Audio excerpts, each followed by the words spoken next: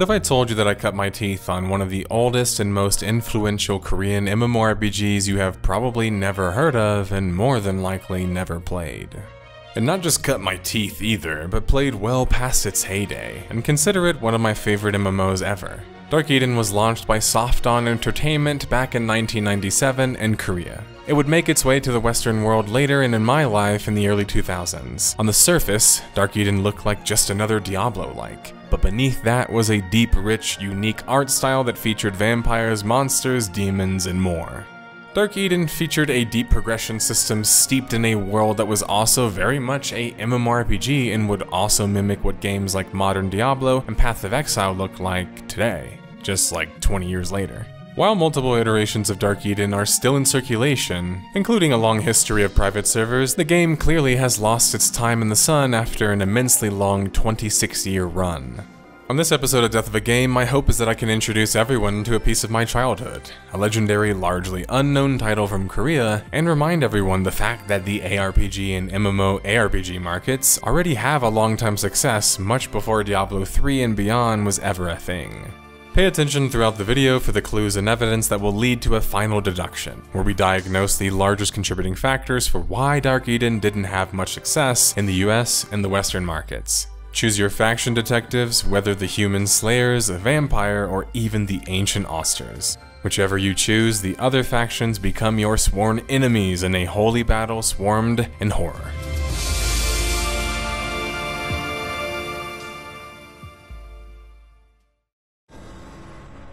Dark Eden would launch in Korea as far back as 1997, making it an even earlier Korean MMO than the iconic lineage from NCSoft and Jake Song. Soft Dawn Entertainment, who served as both the developer and publisher for Dark Eden, would form officially as a company after launching their first title, Dark Eden. Dark Eden might have seemed like Korean Diablo with a focus on vampires, with the whole fact that the game just came out 1 year after Diablo 1. But Dark Eden was a unique title that merely had Diablo roots. For starters, the infrastructure of Dark Eden was quite different. Players would connect to a central server, a server that would allow for hundreds of players to play the same game together, including in the same areas. If you think I just described an MMO, well, I did, especially in the late 90s, where the term didn't even exist yet. The term that did was graphical mud, the graphical variant of multi-user dungeon. So Dark Eden certainly was at least a graphical mud for the time, and later an MMORPG when that term took over. But what is and what was Dark Eden though? Dark Eden was featured in a region called Halia, an area in Eastern Europe, and it featured 2 factions, later 3, that were locked in a holy battle over the region in its various Bibles. The vampires had entered the region and awoke an ancient vampire queen, or at least attempted to, in a quest for power and control, which then created the Dark Eden, which would alert the humans or the slayers of the region and then lock the two in this never-ending struggle. Austers would later join the game, and thematically they were sort of like an ancient magical race horrified by what both these slayers and vampires had done to their holy grounds. Whether you decided to play as a dark, non-glittered vampire that had some of my favorite art and graphics, who must feed on the blood of their enemies to heal and level up, a completely unique mechanic I might add, or a slayer who levels from the traditional killing monsters like in Diablo 1. Both played incredibly uniquely and had their own regions, cities, and powerful tools to deal with each other. Slayers would choose their class based on which weapon you were using, so guns would make you a gunner, swords a sworder, and so on and so forth. The unique caster roles would be enchanter and then healer. Vampires, on the other hand, were more so stat-based and had access between being a caster-based vampire, a melee DPS one, and even a tank vampire. The combat was very much Diablo 1 in the game, but the progression was much deeper and slower overall. On top of that, the economy, which was based on slaying monsters and collecting their heads and the loot, was incredibly in-depth, helping make Dark Eden a rewarding experience. Like most ARPG fans are used to, especially at this point in 2023, Dark Eden had progressively more difficult areas that had stronger monsters and even better loot. The main difference between Dark Eden and pretty much every other ARPG, or even MMORPG these days, was that Dark Eden was a PVPVE title, not just a PvE title and not just a PvP title. You would go to these high-level areas to farm with your faction and teammates, and would find enemy factions there that would then have their own entrances to many of the same areas that you were trying to level in. There were areas that PvP wasn't allowed, surely, safe areas, if you will, but primarily the majority of areas, not including starter areas, were PvP enabled. This would horrify many modern-day ARPG players, as they can't imagine sharing the same air, let alone game, as people who love PvP. But unlike the vast majority of PvP games, Dark Eden didn't run into the normal problems that PvP-focused games had. For starters, you didn't lose anything whenever you died, and it was a PvP and PvE-focused game quite equally from the start, so you could choose not to PvP as a vampire or as a human trying to avoid the enemy faction, but ultimately speaking, it was pretty hard to do considering that was the point of the game. Second, your faction was incentivized to help you through XP and lore reasons, so they almost always would show up in the nick of time and clean house at some point. And finally, in some areas, players in smaller groups respected each other's zones and let each other just kind of farm in peace, until they would cross into specific areas and then it was open season. PvP in Dark Eden worked alongside the PvE because it was expected and assumed in the game, and it was what made Dark Eden truly unique from Diablo after all. Even extending past the first Diablo and well into the modern-day 2023 versions, no other title has done it like Dark Eden, seamlessly blending a deep dark lore with a long-term PvE progression system in a PvP dangerous world. I still await another ARPG title to come out like Dark Eden. Until then, I just can't find enough fun in great titles like PoE and Diablo personally.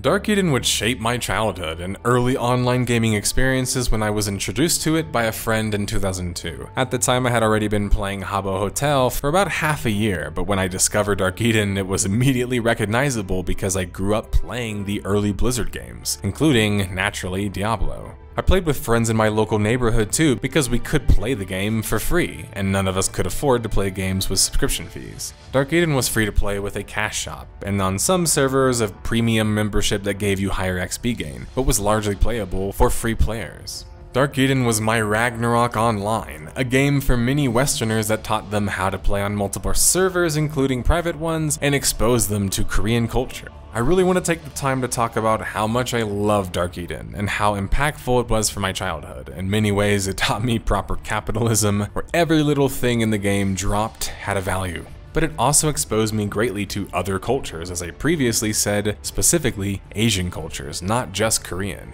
Because Dark Eden was popular in all of Asia. They had Thai players, Chinese, Japanese, and more, mixed into the servers and on servers of their own. I distinctively remember playing with Chinese players for the first time in Dark Eden, where they would help me level in the subway safely. Dark Eden was also a way I bonded with many of my friends and family, creating many memorable experiences and memories. That's a lot of memories. Now, Dark Eden doesn't have the typical story for a Death of a Game episode. In fact, most of its history from 2002 to 2012 is going to be pretty quiet. But not because of a lack of success, but because it lacked a centralized server, a good PR presence, and overall Western exposure didn't really help matters. It wasn't a lack of success in the West overall either. There was a string of events that would happen that would effectively kill the population at multiple points of the timeline. Softon would hand the international version of their game in license to a company named Joymax, famous for Silk Road, the MMO, and the Western server version to a company named United Games. Joymax was in charge of the international version, and this is arguably the best version and probably best run.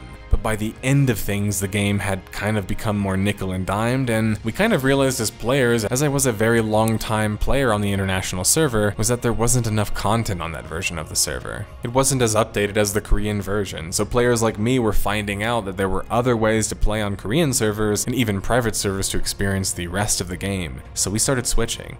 Worse, these private servers were offering the Korean content for Western players for free. The combination of this and no proper marketing or PR made Dark Eden insanely popular globally and well known, but not really quite in North America and not quite tangibly. Ironically, where it could have served very well with its Diablo bones.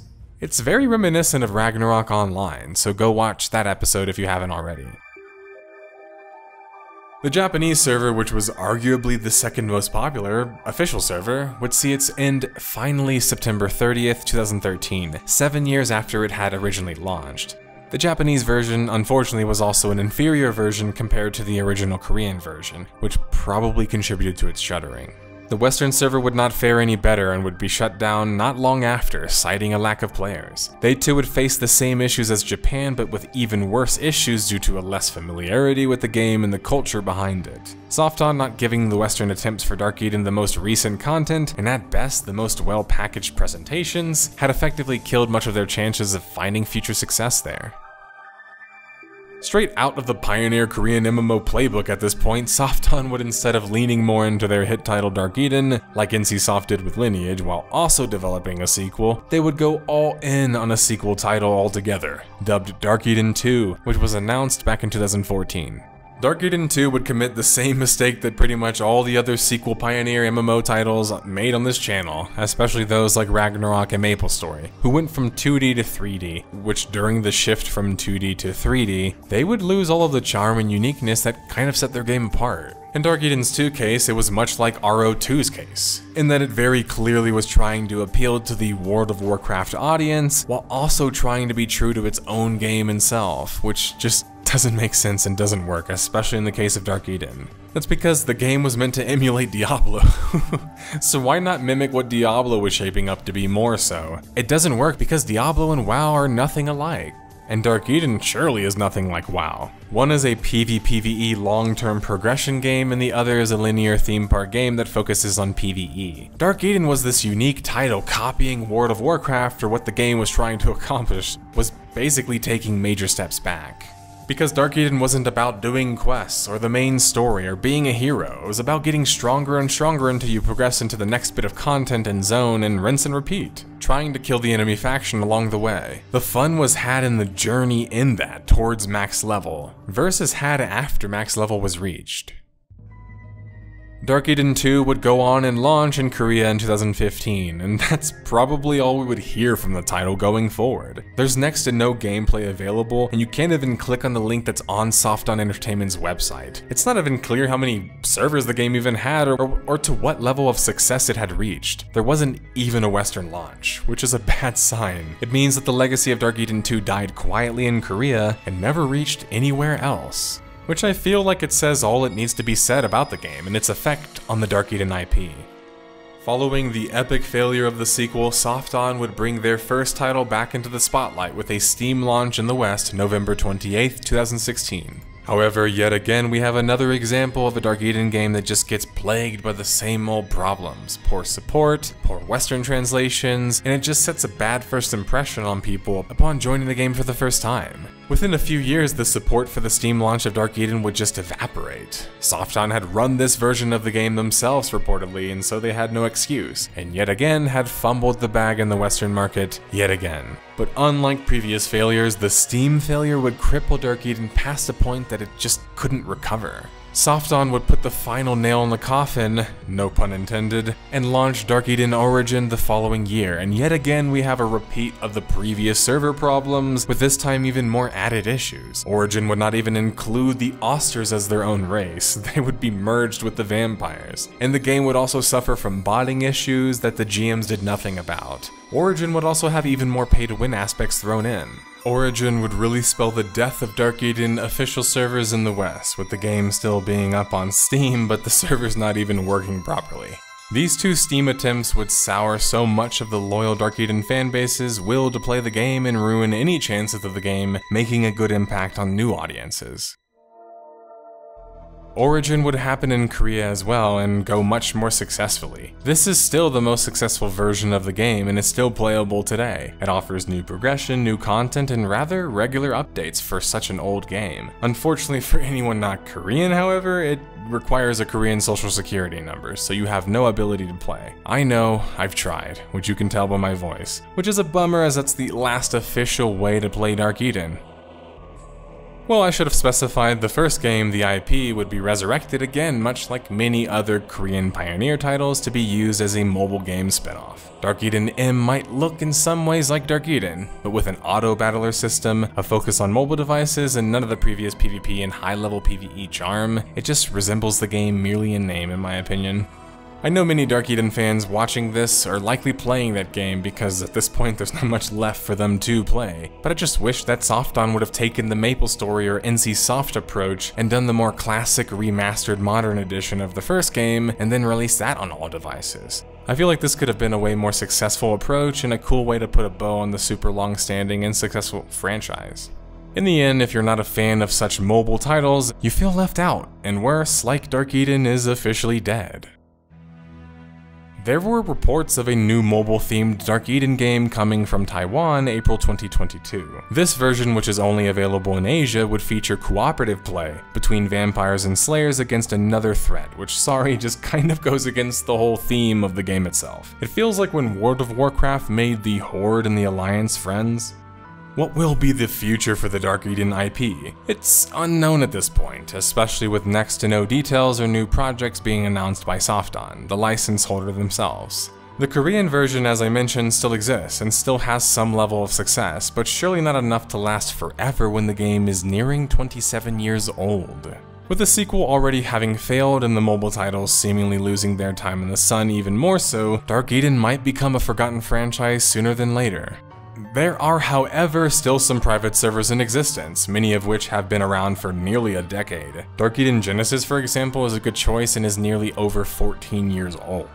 Another classic is Dark Eden Legend. These are two servers I have played on, and while not the most popular servers in the game's history, reputable and proper ones nonetheless. Certainly the best way to play Dark Eden in 2023 too. If we can get enough of a community interested in playing Dark Eden on one of these servers, I will do a video series where we all play together and document it all. I think it would be great for classic players to revisit the game and new players to pick it up for the first time. Now, I might be biased in recommending a game like Dark Eden, especially with all I've said in this video, but besides just historical relevance and playing for that reason alone, I really do feel that the game stands the test of time very nicely, and still manages to be revolutionary in certain aspects. People have always wondered what a PvP world-based ARPG would look like, and I see many incorrectly assuming that it would fail because it doesn't tickle their personal sensibilities. Well, you don't have to wonder any longer, and you don't have to invent any more scenarios. Dark Eden is right there to play or study for players and developers alike. Sure, a 2D action game feels a bit dated in 2023, which is not really saying much when the game's nearly older than me, but the art style still holds up nicely all things considered, especially with the gross lack of vampires and MMOs. If you're hearing that music, that means that this story has come to an end. We have progressed through the timeline of Dark Eden, and I told the story as carefully as I, a personal lover of the game, could. But most importantly, we have gathered a number of clues and bits of evidence that we can use to diagnose what the largest contributing factors to the death of a game, Dark Eden, are. Poor Western showing and management. Plagued with botting and hacking. It was ripe for pay to win. A failed sequel that tarnished their reputation. Lack of PR and a company presence. Time gets everybody. Dark Eden is easily one of my favorite games of all time, so much so that I'm begging and pleading and waiting for another title to fill that void. The good news is that there's plenty of good chances that it will happen, as ARPGs and specifically MMO ARPGs are doing quite well at the time, certainly better than the typical MMO. NCSoft's Project TL, which is more like an MMO but has action combat, certainly has vibes that one would argue are similar to Dark Eden. But who knows, and it's gonna take the right kind of developer who understands that in order to build a compelling PvP and PvE game, you need to do them in parallel with each other. You can't just expect a few cheap tricks and features to attract both players when attempting a hybrid title either. But until then, I will wait for new future titles and watch the success of Diablo 4, which boldly approaches PvP, and wait in earnest for the day that Path of Exile finally properly attempts it. Thanks for watching.